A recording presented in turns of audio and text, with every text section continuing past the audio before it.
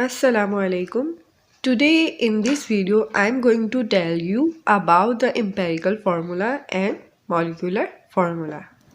जिस तरह एलिमेंट्स को हम सिम्बलाइज फॉर्म में लिखते हैं, सिम्बॉलिक रिप्रेजेंटेशन में लिखते हैं, इसी तरीके से कंपाउंड्स के लिए हम केमिकल फार्मूलाज को यूज़ करते हैं। यानी अगर हम वाटर की बात करें तो वो हमारे लिए वाटर है, पानी है, ठीक है, हम उसको पानी लिखते हैं उर्दू में, इंग्लिश में उसको वाटर लिखते हैं। लेकिन अगर हम वाटर की बात करेंगे तो केमिस्ट्री के अंदर हम इसको H2O लिखेंगे, इसलिए कि इसकी सिम्बॉलिक रिप्रेजेंटेशन वाटर की H2O है। अगर हम ग्लूकोज की बात करेंगे तो हम C6H12O6 लिखेंगे। अगर हम सॉल्ट यानी घरों के अंदर जो टेबल सॉल्ट को हम यूज़ करते हैं तो उसको हम सोडियम क्लोराइड लिखेंगे। तो किसी भी कंपाउंड को शो करने के लिए हमें एक केमिकल फार्मूले की ज़रूरत होती है, और केमिकल फार्मूलाज हमारे पास दो तरह के होते हैं। एक होते हैं एम्पेरिकल फार्मूलाज और दूसरे होते हैं मॉलिक्यूलर फार्मूलाज। तो अब इसको डिस्कस करते हैं, ठीक है। Empirical formula shows simplest ratio of each atoms present in a molecule. ये क्या शो करता है? किसी भी मॉलिक्यूल के अंदर उसके एलिमेंट्स के रिलेटिव अमाउंट्स को या रिलेटिव एटम्स को शो करता है, ठीक है। Empirical formula does not show the actual number of atoms in a molecule.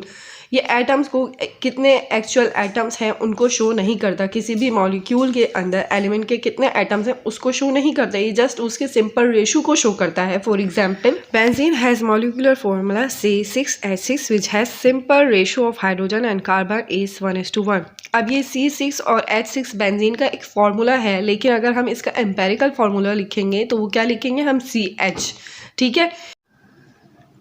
For example, अगर हम बेंजीन की बात करें तो बेंजीन का फार्मूला होता है C6H6, लेकिन अगर हम इसका एम्पेरिकल फार्मूला लिखेंगे तो हम CH लिखेंगे। फॉर एग्जाम्पल, अगर हम इसको 6 के टेबल से कट कर दें, 6 1 जा 6, 6 1 जा 6, तो ये क्या बन गया? CH। और इसका जो रेशो आएगा वो क्या आएगा? 1:1। इसी तरीके से अगर हम ग्लूकोज की बात करें तो ग्लूकोज का फार्मूला होता है C6H12O6। अगर हम इसको भी 6 के टेबल से कट कर दें, 6 1 जा 6, 6 2 जा 12 एंड 6 1 जा 6, तो ये क्या इसका एम्पेरिकल फार्मूला बन गया CH2O। और इसका रेशो क्या होगा? 1:2:1 फॉर एग्जाम्पल, ठीक है।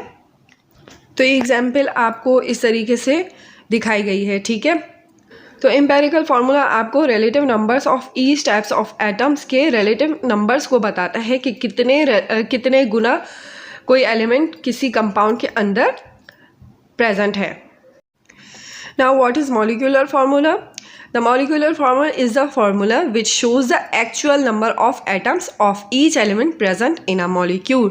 किसी भी कंपाउंड के अंदर कितने एलिमेंट्स प्रेजेंट है और किस तादाद के अंदर उनके एटम्स प्रेजेंट है, ये सारी चीज़ें शो करता है मॉलिक्यूलर फार्मूला। फॉर एग्जांपल, अगर हम बेंजीन की बात करें तो बेंजीन के अंदर C6H6 इसका फार्मूला है, यानी दो एलिमेंट्स कार्बन और हाइड्रोजन प्रेजेंट है। कार्बन की जो तादाद है वो 6 है और हाइड्रोजन की तादाद भी 6 है।